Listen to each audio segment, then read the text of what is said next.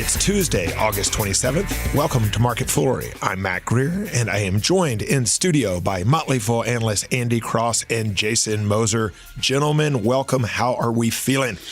I'm feeling great, but I tell you, I look at you, Mac, and you look rested. You look fresh. Great, you look man. recharged. I don't know that I feel as great as you do. Yeah, your time away was good for you, Mac. Oh, thank you. I, little time at the beach. Yeah, nice.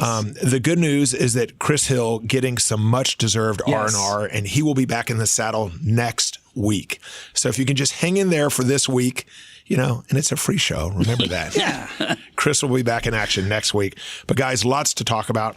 Papa John's getting a new CEO, and Costco opening their first store in China. Spoiler alert, it was well received. Maybe a little too well received. Yeah, apparently so. We'll get to that.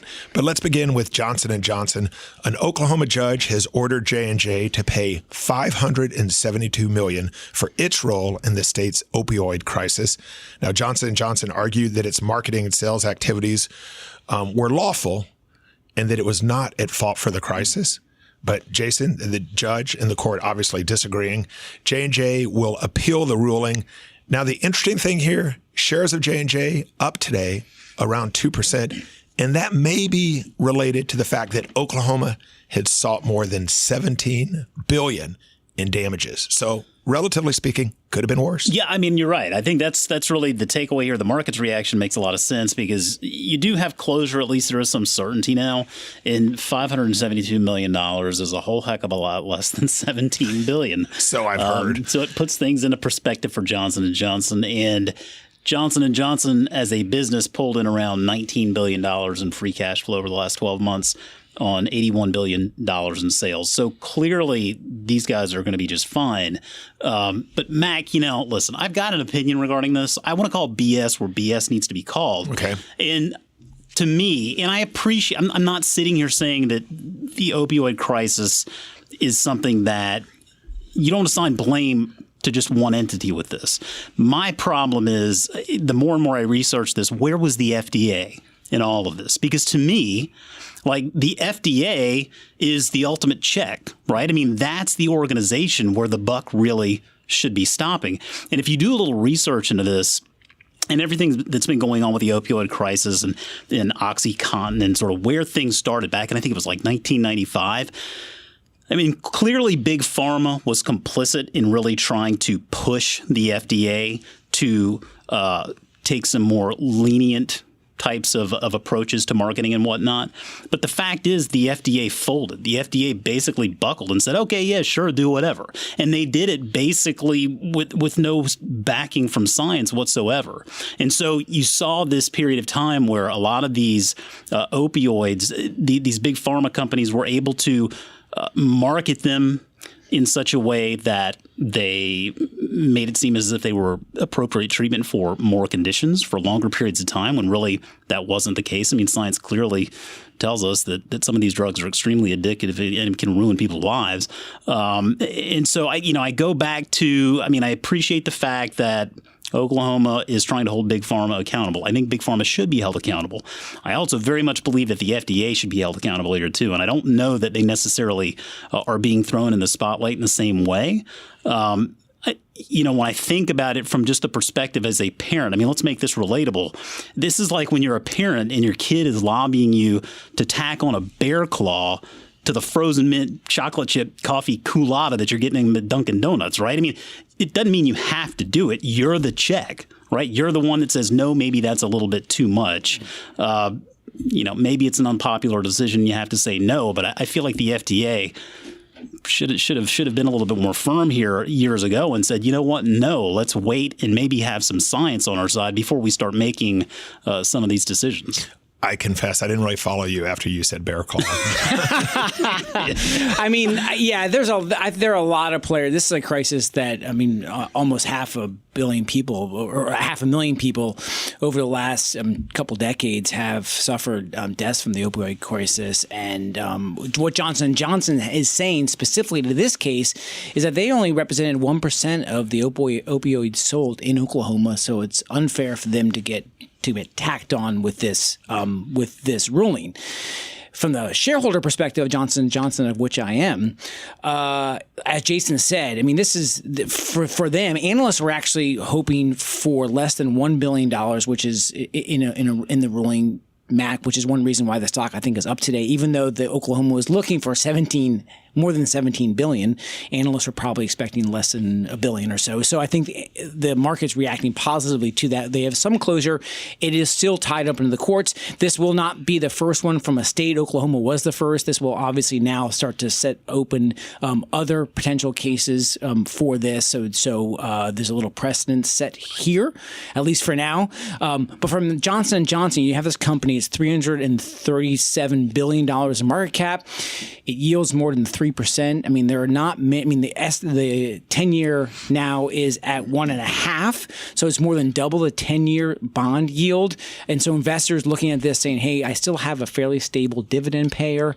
It's a large company. It's not going to light the world on fire from capital appreciation perspective. But now you have this kind of, at least for right now, a little bit behind them, and they can get on to running the business. And as Jason said, they generate substantial cash flows that they're going to continue to invest into their business. But this will now be open for more interpretations by more courts and more states, and I doubt Oklahoma will be the first." Okay, so I want to push back on the stock a bit because you mentioned you're a shareholder. Yeah. You look at J&J over the last 5 years, stock up somewhere in the neighborhood of 22%. The market, the S&P, up almost double that, around 42%. Yeah. When I look at these incredibly diversified conglomerates like J&J, there's a point where I just say, why not just own an index fund instead? Yeah, well, I mean, we've had that conversation before, and I think it's a fair question. I mean, J&J is one I don't own personally, but have recommended, and I recommended more on the potential for the future. And I don't know that a lot of people really think about some of the bets that J&J is placing today in regard to the future of medicine. And I'm talking about things like robotic surgery. They have a wing of the business called Ethicon, and the founder of Intuitive Surgical has played a big role in helping Johnson & Johnson build out that part of the business. So I think it's exciting when you look at all of the resources a company like that has at its disposal and leadership that is starting to look forward into how technology can really change the healthcare space. It is a bit frustrating, perhaps, the way the stock has performed in the past. That doesn't necessarily mean it's going to be that way in the future. And you know, I mean, Andy, I think, made a great point there in that, yeah, it's not going to light the world on fire from a capital appreciation perspective, but really, I mean, good investing is about making sure you have a nice diversified portfolio. And I think J&J can be a great sort of healthcare stalwart that, again, not going to light the world on fire, but going to be very reliable. You know, they're going to get past situations like this. It's going to make them better, and they'll continue to invest in new parts of the business going forward. Yeah, the only reason I think, really, Jason's great point about some of their investments and innovations, but really it's the dividend play that you're going to get a substantial yield that's much higher than at least the 10-year, but even when you look at bond funds, it basically is yielding about bond funds, and then you have the potential for capital appreciation. So I think that is really the investment case for Johnson & Johnson. They make the innovations as probably one of the, as Jason said, probably the best stalwart healthcare company out there in my mind. But yeah, it's not going to be one of these ones that is going to completely change your portfolio. It's going to be a much more stable player. Well, 57 consecutive years. They just raised their dividend for the 57th consecutive year. So, I mean, there are a lot of folks out there that are looking for that kind of reliability for their portfolio. And as you get older and you get into that sort of the protect your wealth phase of your life, I mean, this is a great one to look at from that income perspective. Okay, well, let's move on to Costco. Costco meet China. China meet Costco. The first Costco in China opened in the suburbs of Shanghai. And let's just say that, well, things went well, maybe too well. Costco had to close early because of the crowds, and signs outside warned incoming shoppers that they may have to wait up to 3 hours to park. Shanghai, to quote from the movie Casablanca, I think this is the beginning of a beautiful friendship. It's a great start. Now they've not Costco has not had a physical presence in China, but they've been working this and through an e-commerce site and thinking about this over the last few years. So it's a great start. I mean, it's clearly China is a massive market for a consumer market and a middle class that is rising and continue to spend more and more money. We're very well received from the news reports that we're hearing. If you live in China or you are visiting China or Shanghai and you want to stop by the China Costco, love to hear some insights to us. Like, let us know what you think. But clearly, some well received shoppers going into a store, into an experience, into a brand they probably are familiar with, but a chance to really start as a Gold Star member. Membership business still in China. Costco's really bread and butter for their profit picture in the United States. Offering a selection of goods at very reasonable prices, and they're hoping to get up to 100,000 members into the store. Now, I pulled some numbers. There are about 770 Costco stores globally. They have about 41 million Gold Star members around the world. That's about 54,000 members per store. So Costco is hoping to be double their average within a few years as they sign more and more members up. And clearly, it's a good day and a good start to Costco in China, Mac. A more rabid fan base, the Chinese Costco consumer or the Popeyes chicken sandwich lover? I don't know. That's a good question. I mean, I'm asking the question. And I was gone during the whole Popeyes chicken sandwich craze. Yeah, but it's kind of nutty. Is it nutty in the how nutty on the scale of things? We're not talking Chick-fil-A. So here's my perspective on things. Now, Popeyes is very good. Don't get me wrong. I like the chicken. It's just fine. It's a chicken sandwich. I think this is a little bit more of a demonstration in human behavior than anything else, Mac. A cry for help? Yeah, perhaps a cry for help, but just perhaps, people just looking for anything good in their life to make the day a little bit better. Lo and behold, there's a chicken sandwich, and maybe it's something that can hold a candle as a number 2 seed to Chick-fil-A, which I just have a hard time believing it'll ever be unseated. But yeah, I mean, it was. I think the Popeyes caught lightning in a bottle. Yeah, and they pulled a social media campaign of Wendy's proportions. Wow, I mean, and anybody knows. You follow Wendy's on Twitter, you just see what Wendy's does on Twitter. Yeah. It's next to genius. It's the best part of Wendy's. Unfortunately, they have a business to run also. It is, and I feel like this story of the Popeyes chicken sandwich is far better than the chicken sandwich itself. But I will say, I've not tried the chicken sandwich. Again, I've had a million of them. I don't know. It's a chicken sandwich, I'm sure. But well, on a somewhat related note, I thought of you, and speaking of quiet desperation, we passed a lot of Bojangles as we're headed to the Outer Banks, and and that's the thing. The only thing I've ever done with Bojangles is drive by it. Yeah. And I know that at some point, I feel like I owe it to you at some point to go in, because I'm not a food snob. I mean, I'll rock Taco Bell. I'm not either. And we stopped at a Moe's on the way back, and it was everything I thought it would be. And I'll just leave it at that. Yeah.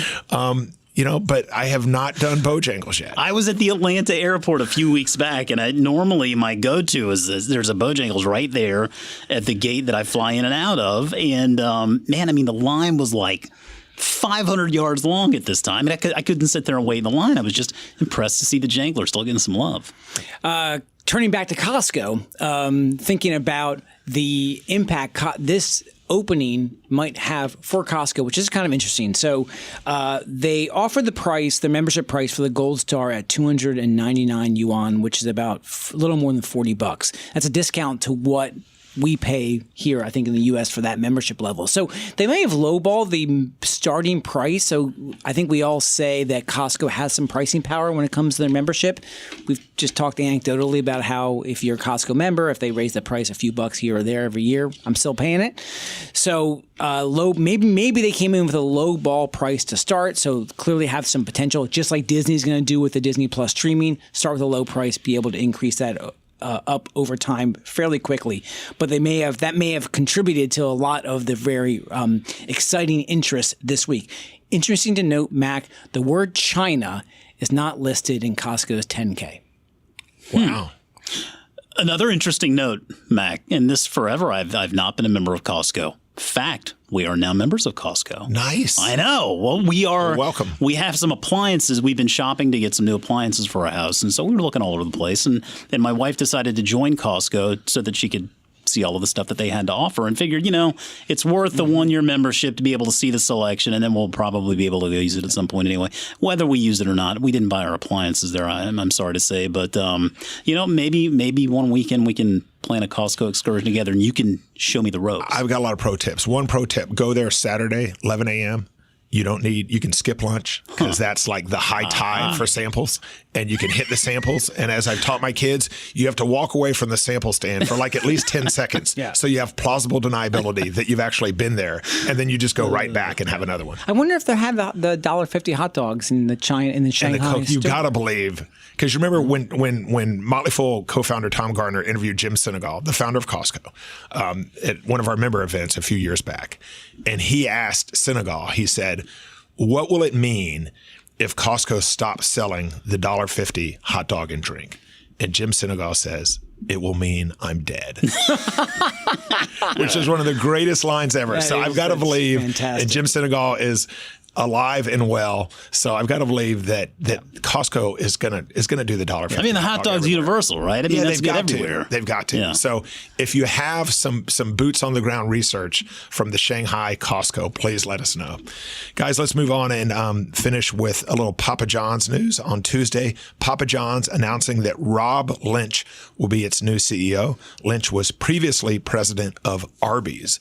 Shares of Papa John's up more than 6% on the news, so investors seem to approve.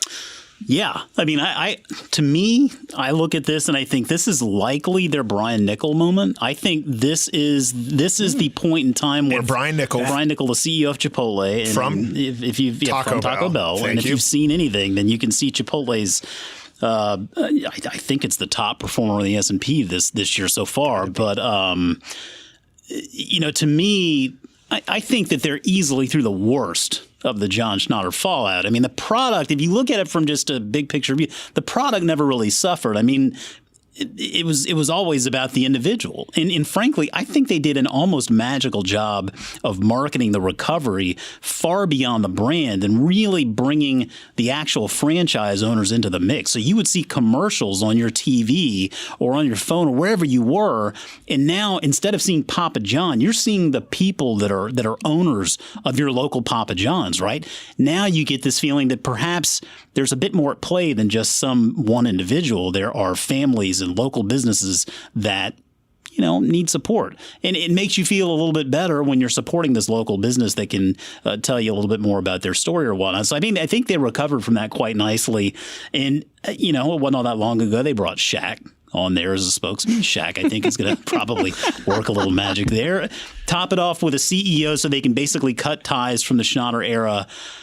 I mean, I think this is just the beginning of some really good things for Papa John's. And do they have to change the name, or it doesn't matter? No, I don't think so at all. Doesn't matter? Okay, because speaking of the stock, in December 2016, stock traded around $89 a share. Today, around half that. It's around $46. $3. 3 years from now, it will be right back there. And Starboard Value is the second largest shareholder behind the founder, John Schnatter. They joined first last summer. And clearly they are now starting to really work through the leadership team they want in there. The president of Starboard Value is the chairman of Papa John's. So now starting to they own 12% of the stock. So now it's really starting to put their fingerprint on what they want that leadership team to do and to bring their person in. And they clearly think they found the right person, and investors believe that as well, too, based on the stock price today. Okay, well, let's wrap up with the desert island question. You are on a desert island, and you can own one of these stocks, but only one for the next 5 years. We got Johnson & Johnson, Papa John's, Costco. What are you going with? I'm going with Papa John's. I think it's just looking at what they're trying to turn around there. Like I said, I own a small position in Johnson & Johnson now, and I love what Costco is doing globally. But I just think from the value turnaround play, Papa John's might be the winner of those three. Again, it's just among those three. Yeah, I agree. I mean, pizza is a tremendous market opportunity, and like Jay Leno said, even bad pizza is still pizza. And I'm not saying Papa John's pizza is bad pizza. I think it's quite serviceable pizza, and they've done a good job with technology and making it pretty easy to get it from their store to your house in a quick fashion. I think there's a lot of upside here for this company, especially with new leadership in place. I love that. Even bad pizza is still pizza. I don't know if I agree with that, man. Bad pizza is bad pizza. Yeah, but it's still pizza.